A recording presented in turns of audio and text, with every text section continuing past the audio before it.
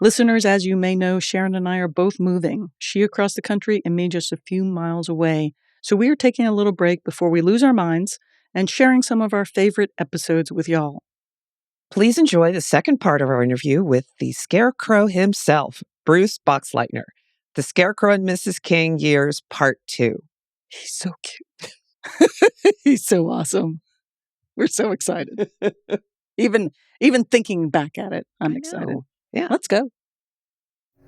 Weirding Way Media.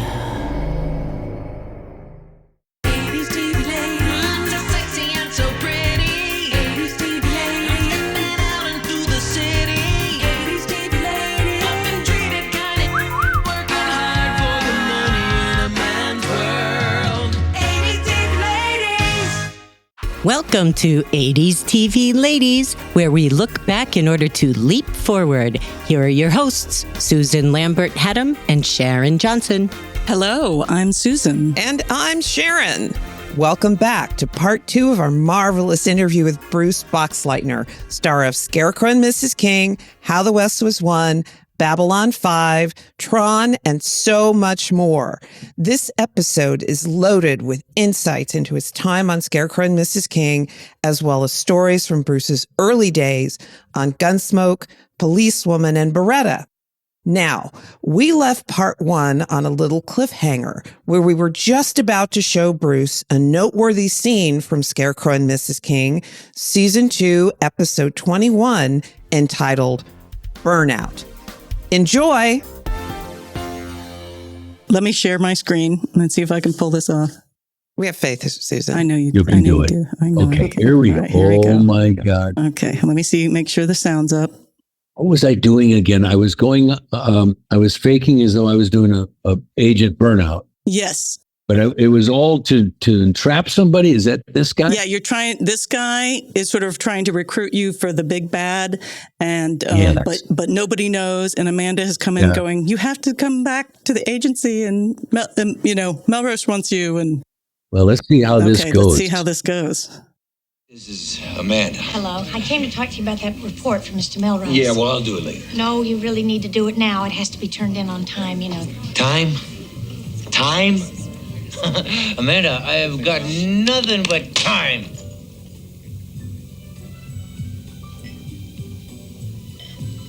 I'm sorry. It's okay. It didn't hurt. I'm sorry. You can move your hand. Amanda. No, Amanda. Look, Jack, I'll talk to you about your friend later, huh? Let's talk later. Amanda! No. It's all right. It didn't hurt. I hit you. You just gotta stay away from me. You've seen what I've been doing lately. You've seen what I've been going through. I am poison at the agent. Then let me make it easier for you. Just don't help.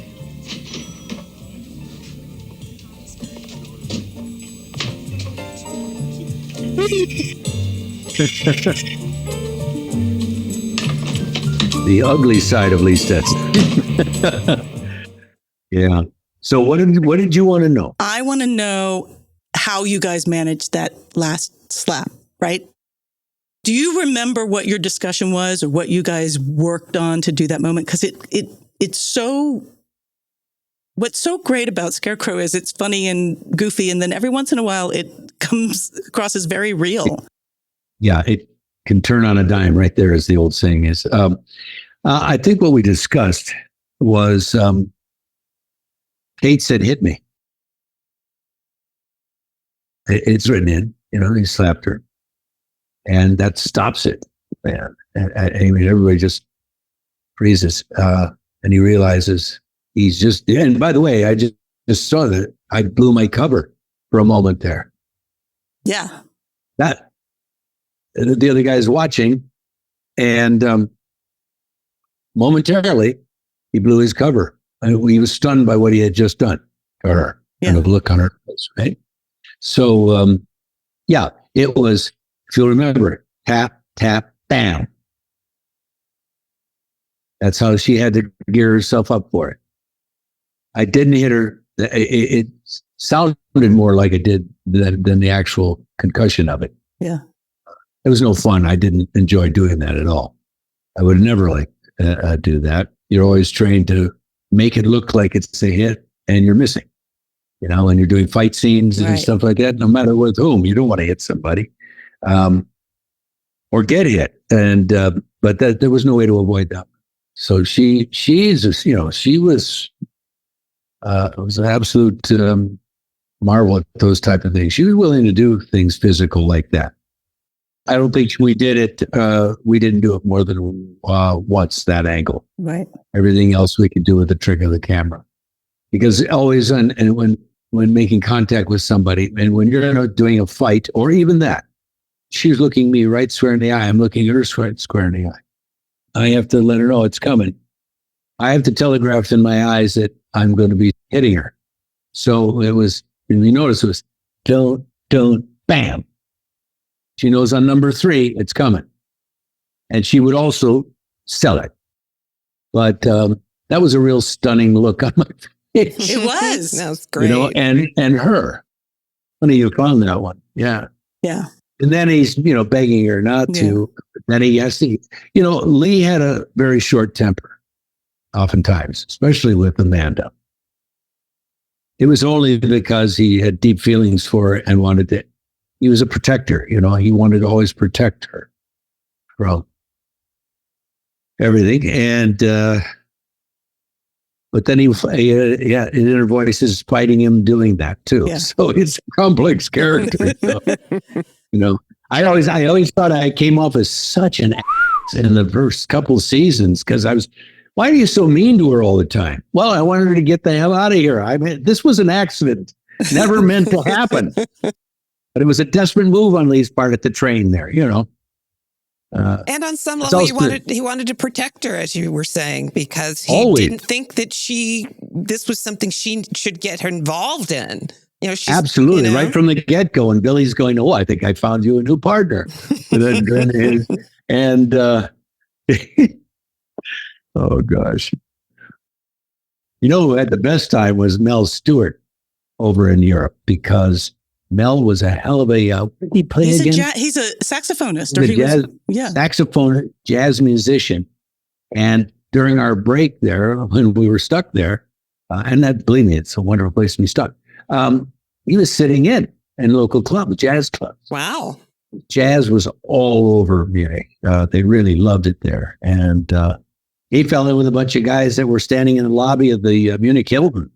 And they were all like, they all had British accents and everything. And then he always said, man, it's the strangest bunch of brothers I've ever met. Anyway, but he fell in right away. Mel was all about you. That's all he ever talked about. And he was really good, very, very, very good. And he sat in on a bunch of jazz clubs around town. So that's amazing. That's amazing. And a funny guy.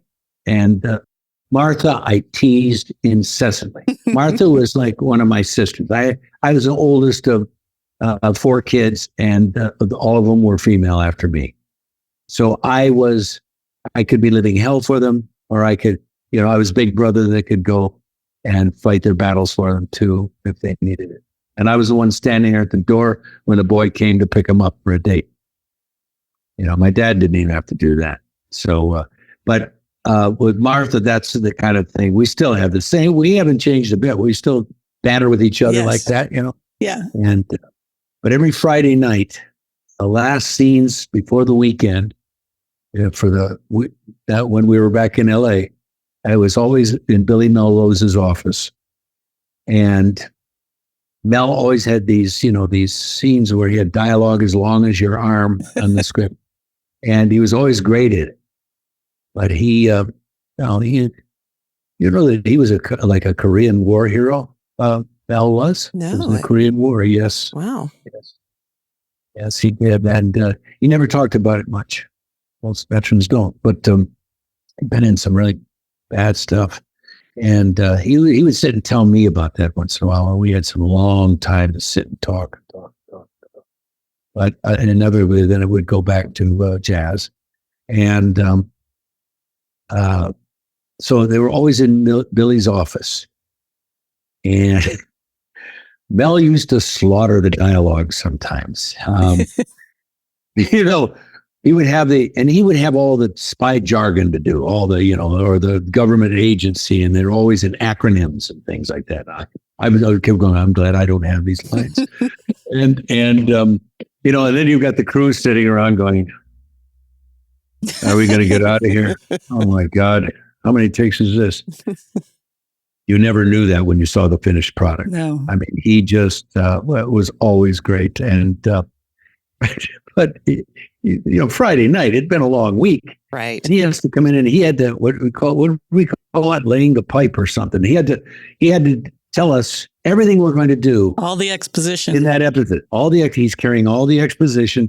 And that is not an easy thing to do. So, and I would stand off camera, right next to the camera, and make faces at him and things like that. I mean, we were just crazy. We would do anything because we were tired. We had long hours on this bloody thing, Back then, I always say episodic television, maybe not so much today, but the schedules we had to keep were so that we would work 14, 15 hours, Mm-hmm. Kate would have to get in an hour and a half to 2 into hair and makeup every morning. Mm-hmm. And finally, and I don't blame her, she was our headlining star, and she got to leave. If she was in at 5:30, she always left by 6:30. So I have a fight scene to do at 7:30 at night when you've just, after a long week or something like that. They always save the action. The poor stunt pups, they would all sit around playing cards or whatever, just sitting around waiting. And oftentimes it happens because then they want to rush the action. The very stuff you don't want to rush. Right. Somebody's going to get blocked. Somebody's going to fall down. Something's going to happen. We were luckily throughout all of that. I don't think one time an actor leaned into my stunt double's punch. He leaned in a little too far. Ouch. Broke his nose. And that is the stuntman's credo. Thou shalt do no harm to these screen actors. And, but we had little things like that, like tying me on an airplane, a biplane going up. That was me hanging on that. Was it? What about you on the helicopter? That was Gary. That was amazing stuff. They had a helicopter up, and I hung from it, flying stationary. Yeah. Okay. And then they jumped me and let me jump down. Gary got a stunt award for that. It was a marvelous thing. They took him through a river. They took him through trees. They took him through a fence. It didn't look safe at all. It was not safe. And just to tell you what kind of a madman he was not cabled to that thing. Nuh-uh. Oh my! No. What? Here's the reason why. Here's the thinking. This is insane. What if something happens to the chopper? I'm hanging by it, cabled to it. What if the chopper goes awry, something hits and then I go down with it. I'm much safer jumping free. And I'm going, what's the third choice? I mean, what do you mean? You're falling either way. It could be a half a mile up or something. Who knows? You said, well, I could at least pick my own where I was going to be found. But that's how crazy that was. That was nuts. Because he ran. If you'll look at that thing again, he ran and jumped on it. Yeah. And it took off. There was no way to clip him on to a thing up his sleeve. Well, I thought that they cut and then they clipped him on. No, I don't believe there is a cut in there of him actually taking off. Yeah. And they shot all of that with another chopper following them, handheld. It's a pretty incredible stunt. And it is a wonderful stunt. Yeah. And our chase scenes, think of her car. Yeah. The action that little old station wagon went through. Oh my God. Bus stops. You guys took it. I made everything. Oh yeah, we did. And you know what would have been a fun day for you all to be standing out in the street in Toluca Lake, California, which is right there. In Burbank. Near Burbank. In Burbank. And we use that main street so many times. Always, I might add, trying to avoid a palm tree in the picture. We're supposed to be in Virginia. not Florida and not California, okay, or Tahiti. No, there. We have palm trees everywhere, so they would have to avoid that. But we would do those scenes in Mrs. King's car or my Corvette, towing in back of a camera truck. Okay, and the whole camera crew's on there. Director's sitting there. You got 50 people hanging off this truck. It's got all kinds of pipe railings and stuff, for equipment to hang on and be secured to. And you're shooting this way. That was a long day, and it was all of that fun dialogue. We were just bantering back and forth. We did those scenes 50 times. Going up and down. Just changing out the angle depending on how elaborate the director wanted to get. Some didn't really care. Some wanted to get really artsy and fun and complicated. But those. I think they had one or two of those cars per station wagon, and we had two. I know one of the sound producer. He bought the last Corvette. Well, and then David recreated it. David. Yes. I'm amazed at this guy. And that's a great book, by the way. It is a great book. Give it a nice little, everything you want to know about the Scarecrow and Mrs. King, it's there. It's a good doorstop, too, as well. No, but that is a book, and sometimes the fan books are made, quickly or, this one is meticulously detailed and it's accurate in every way. He's an amazing fan, and I think he's been a great asset to the fan club. Yeah. I know Jeanette would agree. Mm-hmm. But yes, he restored, what was that, an old, what was it? He would know, and it's in the book, The Ultimate Fan Guide. Oh my God, that was so much fun. Scarecrow was at that point, that was the real big time. So far as being on network television, you're one of two stars, and the rest of the cast, a lot of people's paycheck was riding on you two showing up and delivering the goods, and the audience enjoying those goods. Everybody had to contribute, but in the end of the day, Katie and I had to. There were days I didn't want to do it. There were days that she was tired too.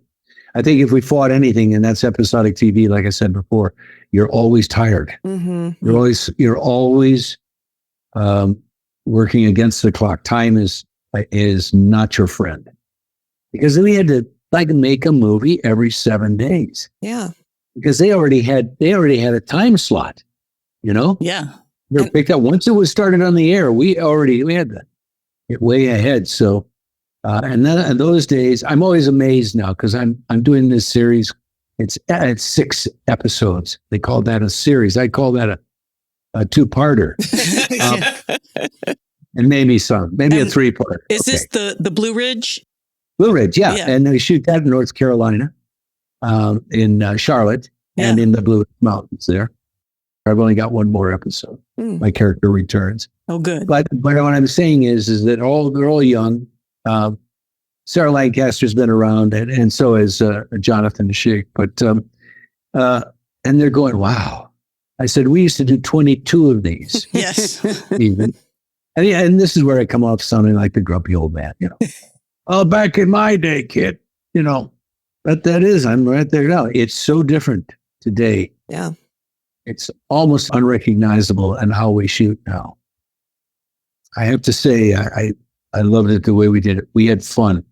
Nobody's having fun anymore. I lament this, by the way. This is because we have cell phones on the set. Everybody's on their cell phone. No one's talking. And I come in, and they're going, who is this old geezer laughing and joking and telling stories? But that's what we did. And that's what made the Scarecrow and Mrs. King set so much fun. We didn't all hide in our trailers or dressing rooms. We were on the set the whole time, sitting around in a circle of chairs, telling hysterical things and telling jokes. And Mel was always one of the ringleaders. He and I were the real ringleaders of all the mayhem that went on that set. If he picked it up on me or I picked it off of him and went with it, it was fun stuff. We played practical jokes too. Martha was always outraged by them. And Kate would just go, "Oh, I don't have time for this." Anyway, but we had fun. I'm 74 years old now. Maybe I'm just getting a little tired. I've been doing this 50 some years. I love the job, but as a younger actor, you've got more zip, and I'm not done by any means. I've just done with Seth MacFarlane, the Orville. Yeah. Was that part in the Orville the first time you had to go through that kind of full transformation that they put you, the mask and everything that they put you in? Yes, Sharon, it was. And the only reason I did this, having done all those years of Babylon 5, I so respected the actors that had to be there at 4:30 in the morning to get in all that glue and that I had a cowl. That initial head, I had to squeeze through.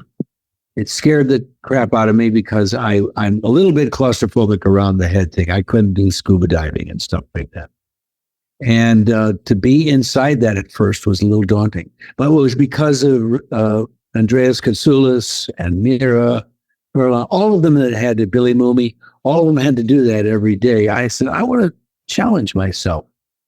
And when Seth cast me in that, I went down and I had a meeting. And so I dressed as president. Well, I dressed as the president. I dressed in a suit, tie, and shirt, Mm-hmm.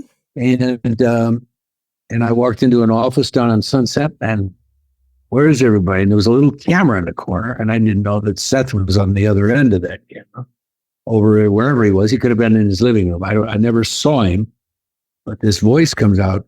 That was really great, Bruce. That was really great. I'm thinking, and I want to know your opinion now. I'm thinking he's an alien character, the last of his race. Because, by the way, on that set, there were no other Smurfs like me. I mean, I nicknamed myself Papa Smurf, and so that they knew who I was. Because Ted Danson was on that with us, and Garber, and all kinds of people. That the reason I bring up Seth too is that he's a genius of a guy, and there were a lot of times sitting there. Because the head was so big, I couldn't read a book or anything. Seth was a huge Scarecrow and Mrs. King fan because he loves 80s. So the 80s ladies will get this. He loves the theme music of all those shows back then, like Mike Post and Arthur. So Arthur Rubinstein did the dun dun dun dun dun dun dun dun dun dun. That song. Seth played it right there. He had like this little piano type thing. He could play that thing. And I talked about Arthur and how we had done at the Greek Theater. We had done the Telltale Heart. Edgar Allan Poe's The Telltale Heart with a 60-piece orchestra. I did it with that one Halloween night, or a weekend of Halloween. And it was packed and it was beautiful. But Arthur introduces me with to walk out on stage with the theme from Scarecrow and Mrs. It was just a joy, wonderful joy. But it was fun that way sitting there because I probably talked about Scarecrow and Mrs. King more than anything. Here I'd done Babylon 5 and everything. Yeah, he liked that, but he wanted to talk about interesting. We might everybody like that. We might have to get him on the show. You should, because he knew it immediately. And he was one of these people who said, I sat there with my mother and we watched every episode. So his mother brought him to that show. That was a big bonding experience for him. And he wanted to know all about that, just like I'm talking to you now, how did we do this and how do we do that? And I said, it's very different than today. You would have your whole cast would be sitting down here with us now instead of separated all over the place, off doing their own thing. Mm-hmm. We'd all be down there. And you know what? The whole reason I bring that up is actors are sponges. We're these creative little crazy people, and we feed off of each other. And the closer you can get. And this is what and I wouldn't say, this is what I'm saying to my younger generation here, who seem to find TikTok and everything else more fascinating than the person sitting across from you, is that, and there's a place for all that. I'm not saying, but I'm saying there's something that I saw lacking, and I've seen it at every show that I've been doing, is that everyone's all wrapped up in their own little thing. And instead of exchanging with each other and having, and you know what? You stand up and you walk all of that right into the set with your material. You know what I'm saying? That connection, yeah. That's how that cast worked in Scarecrow. We all knew each other. And I'm always longing for that. I think I'm always an actor in search of a new family. And I love that because that became family. Even though we were only on 4 seasons, we spent so many hours. I spent more time with Kate probably than I did my own wife. 2 months of it there. We would shoot 13 episodes, and then we would anxiously wait from the network the back 9. The back 9. So that we would have 22. That was everything. It was called the back 9. Are we going to get the back 9? And I've been on too many shows where we didn't even get the first 13 done. You know how many unsold pilots I have? I have an MTM pilot made at Mary Tyler Moore Productions called Sporting Chance, which I thought I wished had a sporting chance. I had many pilots after Scarecrow, and none of them landed. I think George Clooney claims he's the king of the unsold pilots. Well, Buster, I'm a runner-up, then, I have to tell you, because I had a number of them. Scarecrow could have easily gone, been an unsold pilot. But Kate Jackson had still such heat from the Charlie's Angels. That shows you what a cultural impact that show had, that, we were a shoo-in. Yeah. Hell, that Yellow Rose didn't last, but I think if it lasted 1 season. It was. But Sybil found her own Scarecrow and Mrs. King. She did. They got to be a little more adult than we did. We could shoot people, but they had to be wounded. I don't think, did I actually ever really kill anybody? I can't really remember. At 8 o'clock, even if there was a car wreck, you had to see somebody struggling to get out of the wreckage. That was my favorite thing about 18. That was the 18. They do these elaborate stunts that they get up and stagger around. Yeah. Okay, he's alive. That's okay. He's just a bloody mess, but he's okay. Get him a Band-Aid. He'll be fine. We need to take a break, and we're all going to turn on our air conditioning and drink a thing. Absolutely. We'll be right back. We're about to move to a new house, and we've decided to gift ourselves in this move all new sheets and towels. But the sheets, I'm going to use our 21% off discount at Cozy Earth to get some amazing soft bamboo sheets for our new house. You can go to 80s TV Ladies My Deals link in the show notes to see all our 80s TV Ladies deals. Use promo code 80s TV Ladies and get 21% off Cozy Earth. We're back. Let's jump right in. So your first television show was Mary Tyler Moore. That's how I got my Screen Actors Guild card. My entire paycheck went to getting my union card, but that meant that was gold to me. I never had to go through those hoops. The producer, Ed Weinberger of Mary Tyler Moore, he owed my agent a favor. And he read me. He said, bring the kid in, I'll read him.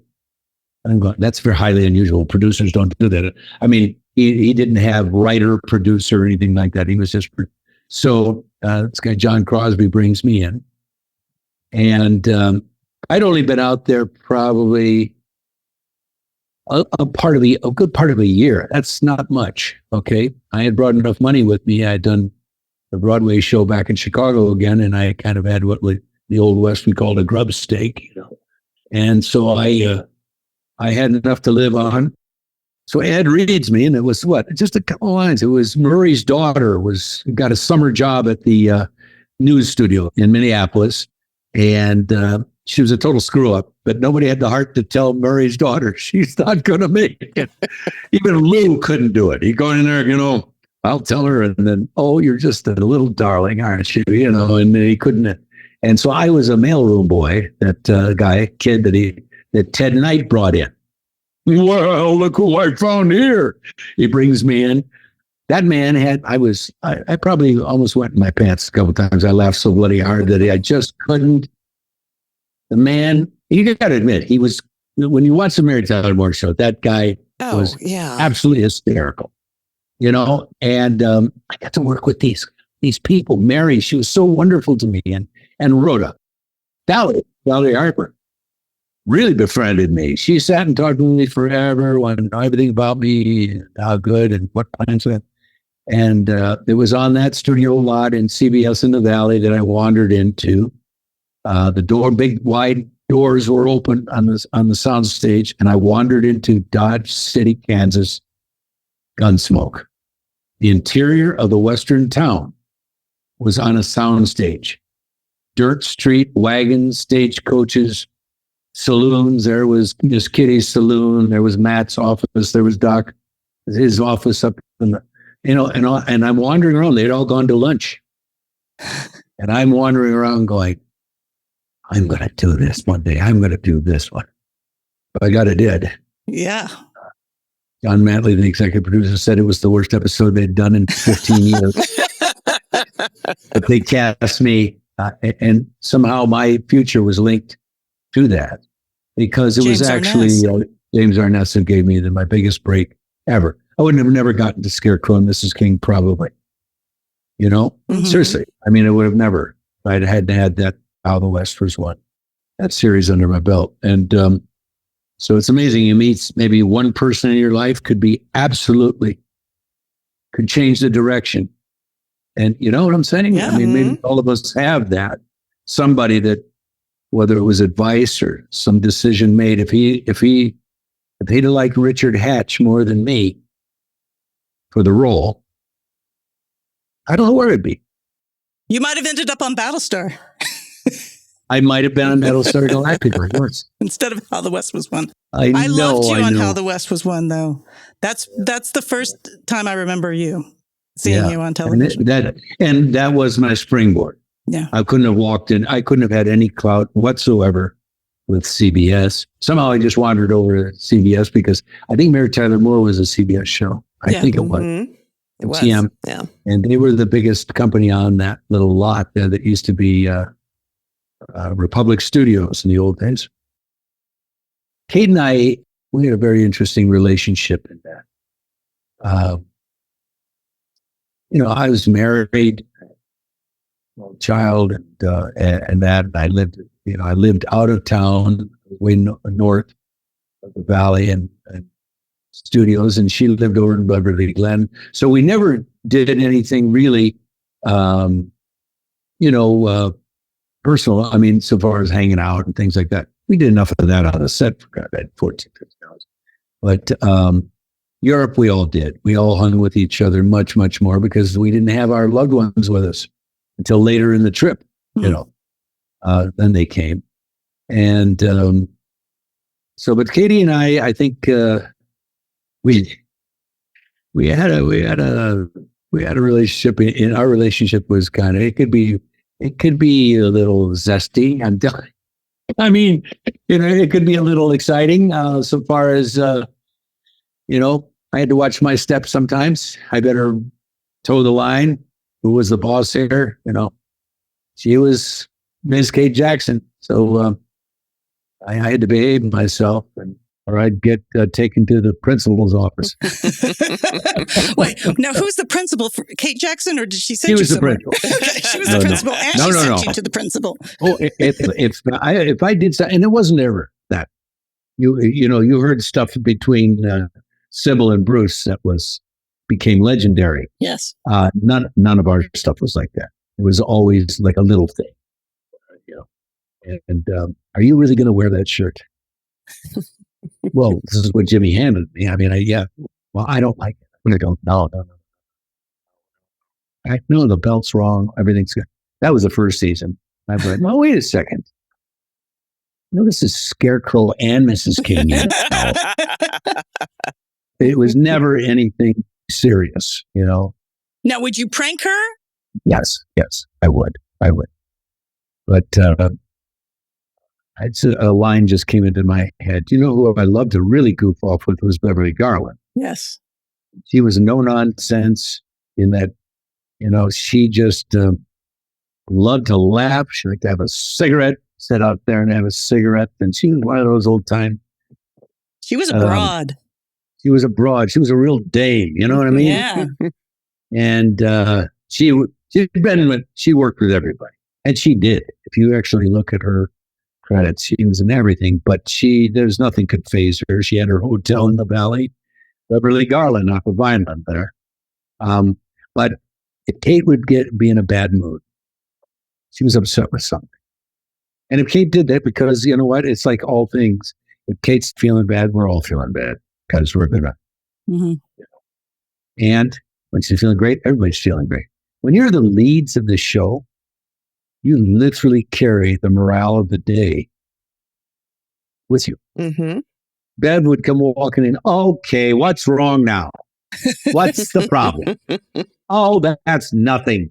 I tell you about the time when so-and-so and I had to, Dorothy Lamour and I had to come through this room and I stepped on her dress, and suddenly everyone's laughing. You're together like a family. There's arguments, there's jokes, there's fun, there's everything that happens in a group of people that all know each other so well after a while.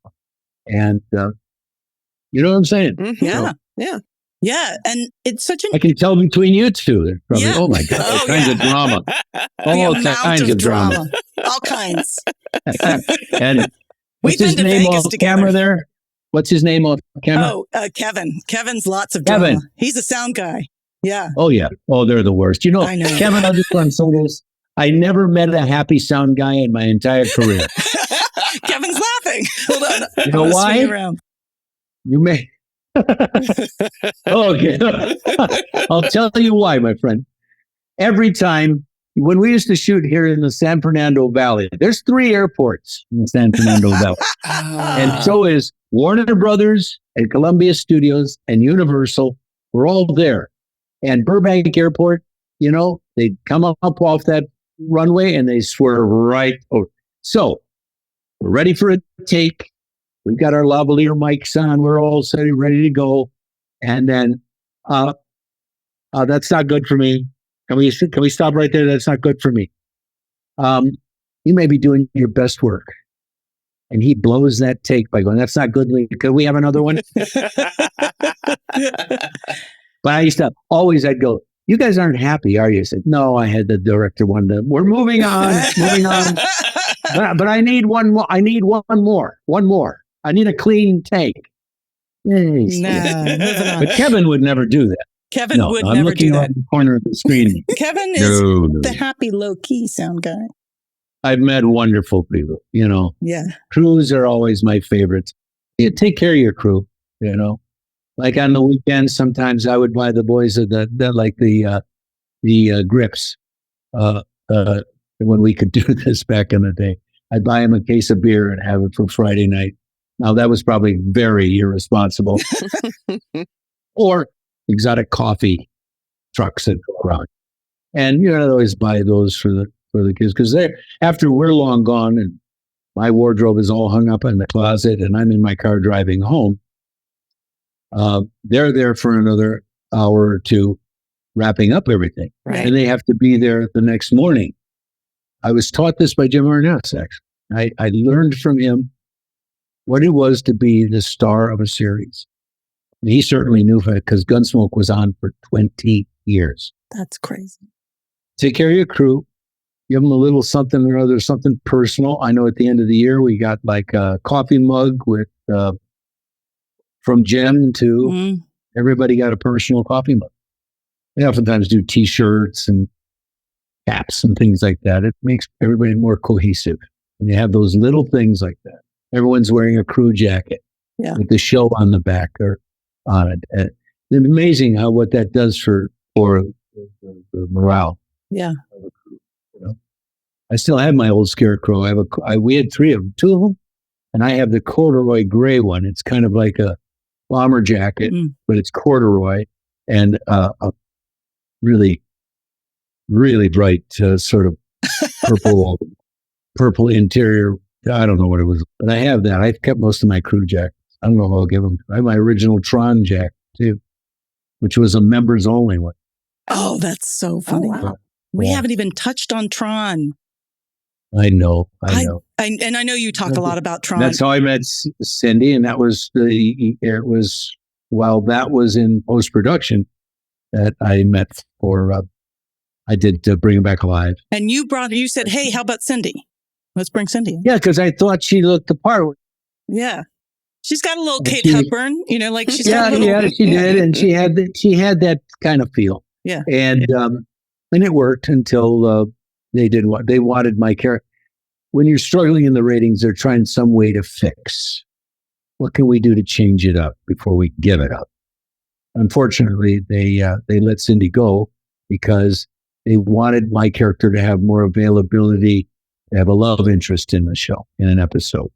Because before Lee and Amanda, we were kind of that way. I was forever chasing her, and she was forever resisting. So, and she worked she was like at the embassy. Yes, she was like the liaison. American Embassy. Yeah. And, yes. And that was a fun show. But Scarecrow made it. All the pain from losing that all went away immediately as soon as we did Scarecrow and Mrs. And you had... It's what it should have been. I was going to say, and so you finally, that felt like, hey, I've hit a place as an actor that I was trying to... I arrived on my own. Yeah. And that's got to feel pretty good.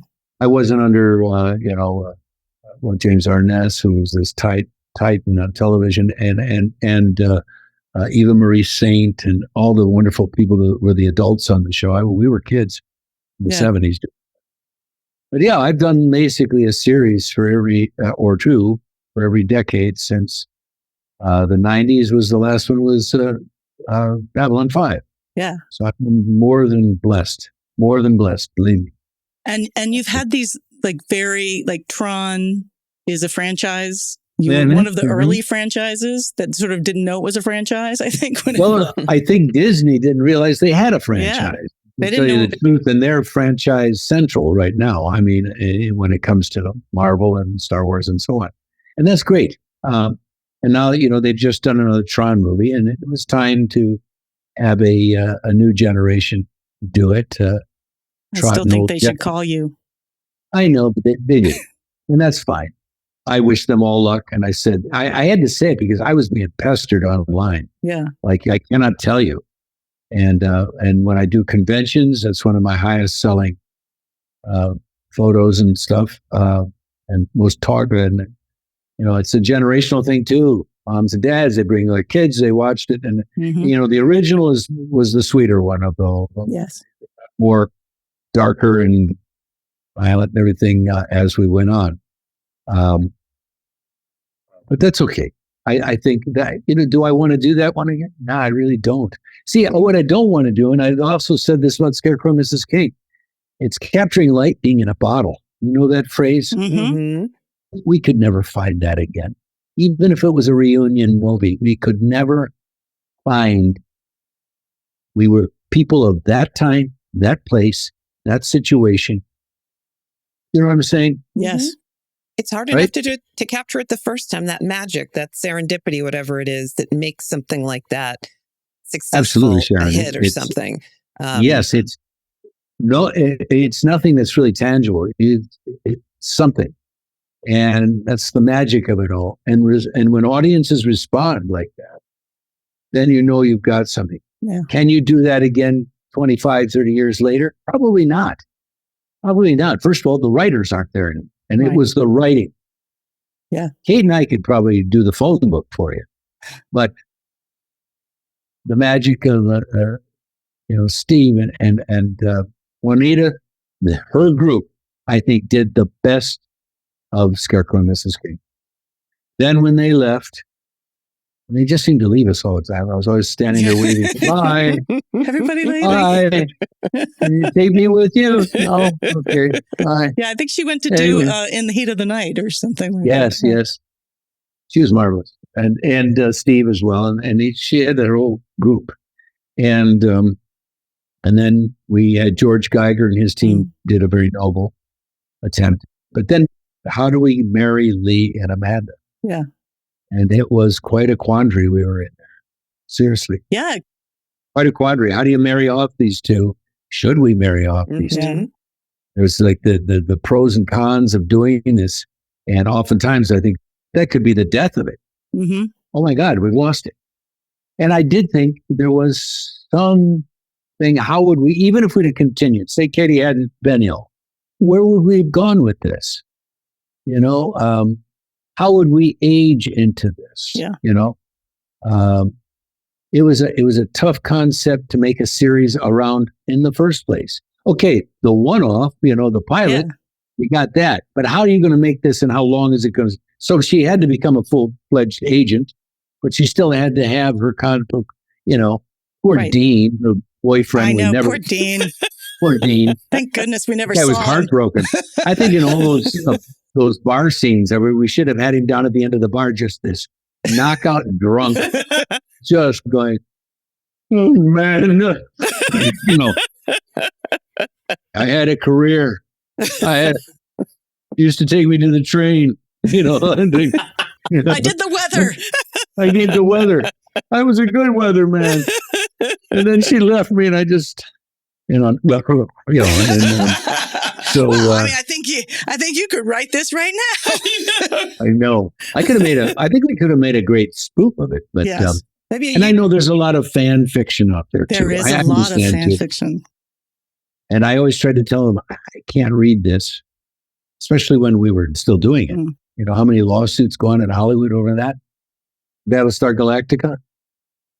Who was the, I worked with him too, crazy guy. The producer, writer of that. Glenn Larson.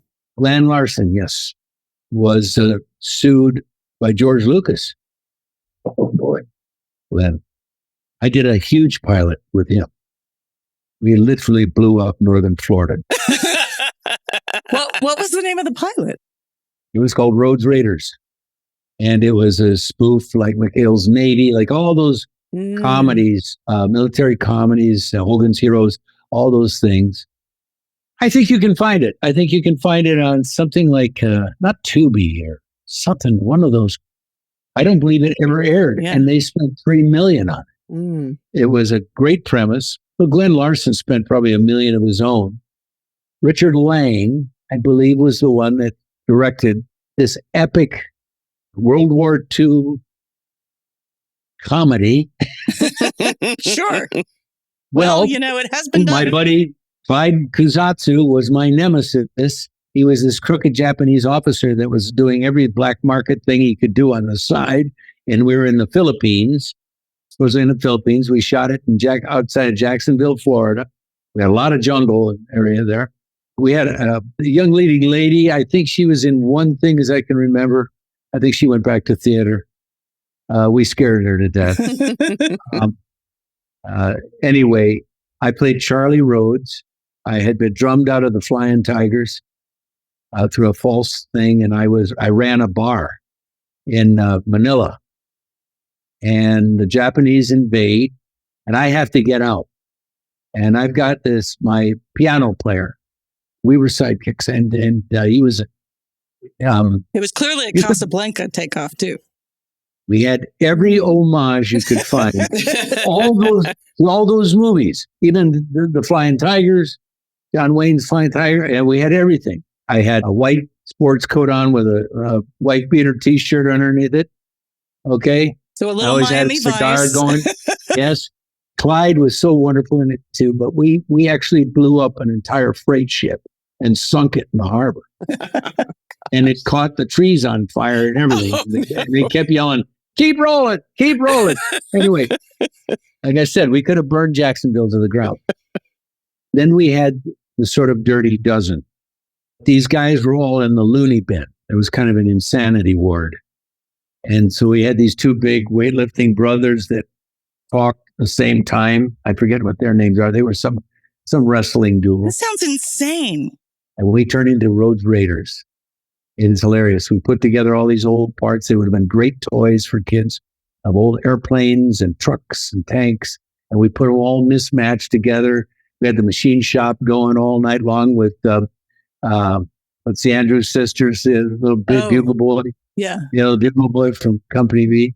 And I think the show could have gone. Universal loved it. And I think Glenn somehow scuttled it with his relationship there at Universal. They had a lot invested in that.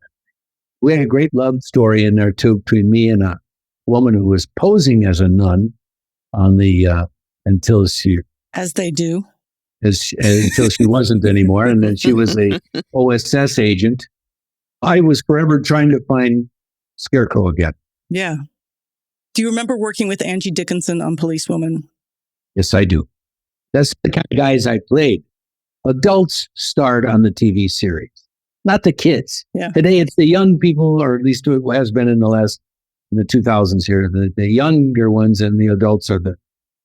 No, we still had Quincy or Beretta. We still had all the cop shows, and we had all the sitcoms. It was still the parents, Bill Cosby.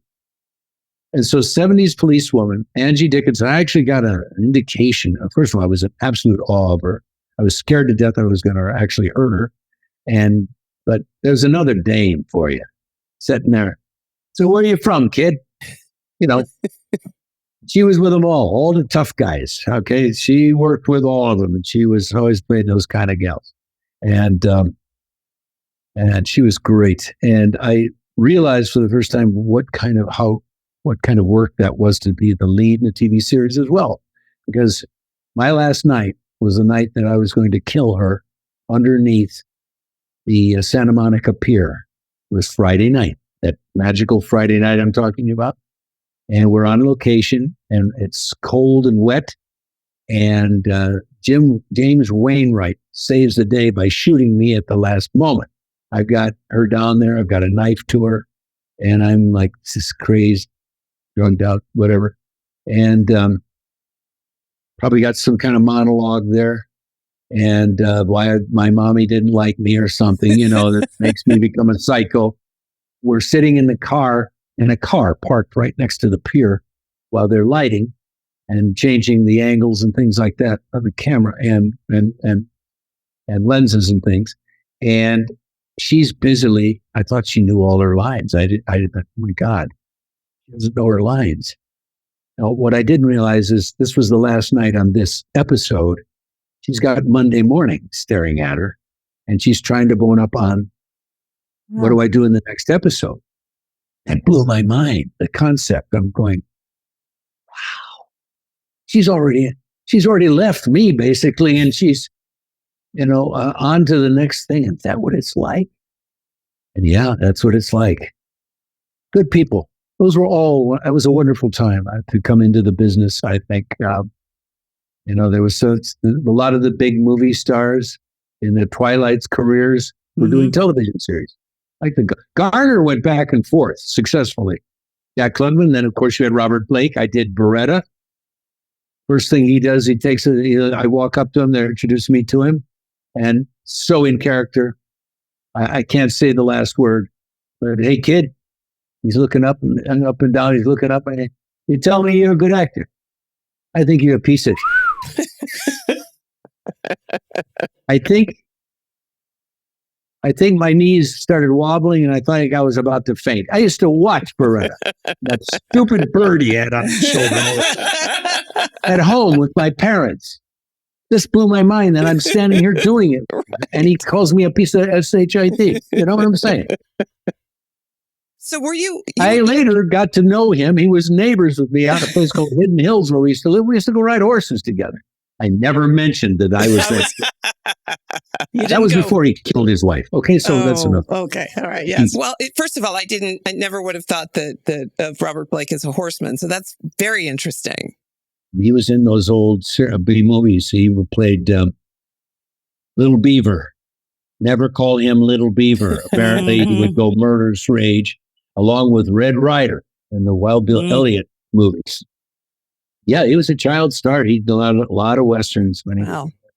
And so when you came to Hollywood, it was during the time when there was still the contract system that studios still put. Yes, it was. Were you ever under contract with any of the studios? I was briefly for MGM. I waited a year to do How the West Was Won. We did the pilot. No, it was like 8 months later, 9 months. We didn't do the rest of it yet. Yeah. And so I kind of had to sign on. I mean, Kitty went and did a thing called Super Train or something like that. And Chips, she did an episode of Chips, which was in MGM. Everything I did, it was all MGM. I had to sign with them. So that was kind of the last dying gasp, of the studio system, which, I think just knowing myself, I probably would have really liked that. To be a part of a studio. I remember Jimmy Stewart talking about it, and, they do 15, 20, 30 pictures a year. They stuck you in things sometimes maybe weren't the best, the highest quality for you, but everything you did was learning your craft and doing your craft. And they went to schools for riding, dancing, fencing, whatever was required, and elocution, all that stuff. So I think I would have liked that, the old studio system days. There was some, I always heard like Angie and those guys, they all talked about this stuff, and how different it was then. That's why it sounds like me now. I'm them now. We all It's almost a business I almost don't recognize anymore. We don't even use those big old cameras anymore. Everything is on a small little thing on a tripod, a little tripod, and it's all digital now. Not used to big cans of film being put in. Oh, a big, felt like you were making something. Yeah. And then, or you're doing a scene and you hear this. We had short ends. They put it in a short ends, and the best part of my performance just went. Anyway. Melissa and I talk about that. We were at film school at the same time when it was still film and transitioning to video and digital. And I appreciate that I got to sort of be in both. I got to tell you, more DPs I talked to all started with film, even in film school. My son Lee did. He did film school here in Hollywood. We were talking about this the other night, watching something, a streaming movie, and it's all dark. It's so dark you can't, and there's some emotional scene going on. You want to see the eyes. You want to see the people, right? And there was always some kind of source lighting. Is it moonlight? Is it something? But there's always something. Film noir. Look what they did back in the 40s. No budgets at all, just in black and white movies. Some of the greatest films in history are made in that period. Yeah. But more DPs I talk to, or you hear them ask, what was it like when we used film? Must have been something. Must have been really something. It was really something. All right, what's next for you? I'm doing an audiobook for Edgar Rice Burroughs' stories of John Carter on Mars. I'm one of a couple of other actors doing it. I just do little things here and there. I've got Blue Ridge was just on. I'll be going back in that next February, I hear. And anything could come up, right? I'm trying to, it's slower when you're this age. It is. Well, and it's also just slower time. I mean. Yeah. But you know what? I understand. I all those old guys and gals that I worked with, I understand them more and more now. And I was just a pup, just a punk. And it's just, and it's been marvelous. When you have a few highs like Scarecrow and Mrs. King, it's a treasure. I'll always have that, and I'm sure Katie feels the same way. You imagine coming off of the phenomena of Charlie's Angels. We'll know what that's like when you're in the biggest thing going. You're the biggest phenomena in a medium such as television. You're reaching millions of people every night, and it's crazy. So, I have no regrets. There were bad decisions made. Everyone has them, Yep. Maybe we went the wrong way once, but I think I went the right way more times than not. Yeah. You know what I'm saying? That's good. It's like crazy as that is. But I appreciate this, and we finally got it done. I know. I'm so excited. It's going to be a big 2-parter, right, Kevin? Yeah. Big 2-parter. Kevin's like, I can't wait to edit this. I'm going to take the knife to that guy like you can't believe. It looks like a 3-minute commercial. You can find me at Boxleitner Bruce. And if it has a blue check, I want to emphasize it. If it has a blue check, that's me. Excellent. There's a couple other guys out there. We can't seem to get rid of them. They just keep cropping back up. But they're always asking for money eventually. If you send the so-and-so money, I just want to ward off all fans, Scarecrow, whatever, that there's people out there that are trying to get your money, and it's ridiculous. I would never ask. And it's been great talking to you. It has been so great talking to you. Thank you so much. Thank you. Can't thank you enough. My pleasure. Great. Yes, thank you. So you too, Kevin. I'm not picking on you, man. I really not. I love sound people. Yeah. Anyway, take care. All right, you too. All righty. Adios. Bye. For today's audiography, find out more about Bruce Boxleitner at facebook.com/BoxleitnerBruce and Instagram also at BoxleitnerBruce. And he's on Cameo. So cameo.com/BoxleitnerBruce. I want to shout out again the Ultimate Fan's Guide to Scarecrow and Mrs. King, the book written by the 3 fans that we have a whole podcast about. Please go check it out. The link will be in our description. If you're a fan of Scarecrow and Mrs. King and you don't have a copy of this book, you need to go get it right now. Because are you really a fan if you don't have that book? That's right. You're certainly not the ultimate fan. That's right. Exactly. And we're saying this even though we have absolutely no financial We get stake nothing from that. Yes, exactly. We just really love the book. So we really love the book and the people who worked on it so diligently for so many years. Yeah. That was amazing, Sharon. What a treat. Another fantastic chat with another fantastic guest. It just keeps getting better and better. Well, I was reminded as we were talking and he was telling stories and particularly about the sort of the fun of an 80s set. But one of the reasons I really like Bruce Boxleitner and many of the roles he plays, maybe not the murderous, abusive guys, which, of course, is a staple of 70s and 80s television. But I was reminded of Linda Bloodworth-Thomason in our interview with her, where we talked about the importance of benevolent masculinity as role models.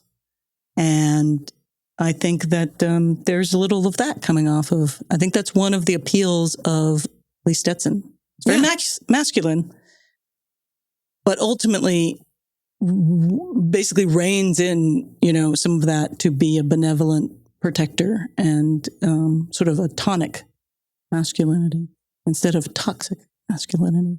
Yeah, I agree. It's not something you always find. Sometimes a lot of times it maybe just tends to go a little bit too far, but it definitely did not in Scarecrow and Mrs. King. It's probably one of the reasons for its long-term appeal. Yeah, I think so. And I think there is something to be said for a star that will co-star with a female lead and let her remain the lead. Right. And that's true of Scarecrow and Mrs. King. And that is not true on either Moonlighting or Remington Steele. Now, those are different shows. And Remington Steele is named Remington Steele, but Scarecrow and Mrs. King is named Scarecrow and Mrs. King. And I think that Scarecrow and Mrs. King remains more equal for longer throughout the show than either Moonlighting and Remington Steele does for their whole series. True, but Kate Jackson did have the producer. Yeah. Tool in her toolbox. Yes. Tool in her toolbox. In her toolbox. I can't say why can't I say it? In her toolbox, Shakur. I mean. Either way. Yes, you're right. It helps to be the producer. Yeah. But she also got called out, as all of the women in these, sort of coupledom shows often did, for being difficult on the set. And I feels like difficult on the set was, I want to have a creative voice in the running of my show. True. And they fortunately hired an actor who played the part well and also ended up being a great co-star. Yes. And they're magic together. Mm-hmm. They're pretty friggin' magical Yeah. together. Yeah, Every time I go back and watch it, I'm like, holy crap. They're just magical. And you it's just want to watch them being together. Yeah. Yes. Yeah. Okay, I guess that's it for this episode. So as always, we hope 80s TV Ladies brings you joy and laughter and lots of fabulous new and old shows to watch, all of which will lead us forward toward being amazing ladies of the 21st century. Hey listeners, it's Sharon and Susan talking to you from the right now, not the back then when we recorded Bruce. We're jumping in from packing boxes to let you know that the next episode is a new episode, all about us moving and all the changes that have been happening for Susan, myself, and Melissa. So, of course, we had to do that through the context of our favorite songs and music videos from the 1980s talking about change, personal and political. So people get ready. We just might be talking about a revolution. Don't miss it.